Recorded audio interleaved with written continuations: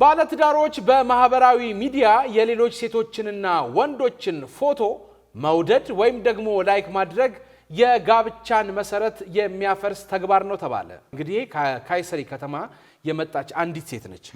ባሏ በማህበራዊ ሚዲያ ላይ ሌሎች ሴቶችን ፎቶ በተደጋጋሚ ላይክ በማድረጉ የጋብቻችንን ክብር የሚያጎድፍና መተማመንን የሚጎዳ መሆኑን በመግለጽ ባሏን ከሰሰችው።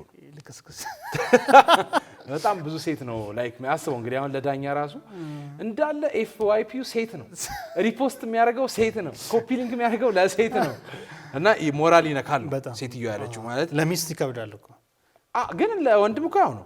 ሚስት እየገባች የሆነን ሰው ይሄ ፎቶዎች ምታረግ ወይ አታገቢውም ምናምን ነው የሚደብረው። ደግሞ የሱ ኤፍዋይፒ ላይ የሚስቱ ፎቶ አይመጣም እኮ አይመጣም፣ የሌሎችን ነው የሚመጣው። ከዛ ደግሞ የሆኑ ዘፈኖች እኮ ራሱ ሲመጣ ይለዩታል እኮ ሴቶቹ ከወገብ በታች ያለ እንቅስቃሴ ሲሆን ድንድን ሲል እያየ ስታያለች።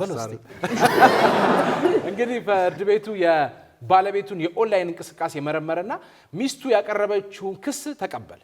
ለሚስቱ ካሳ እና የፍቺ ቀለብ እንዲከፍል ትእዛዝ አስተላልፏል። እኔ እንደውም ካሳው መሰለኝ የእሷን እየገባ ላይክ አድርገው ላይክ የእሷን በደንብ አድርገው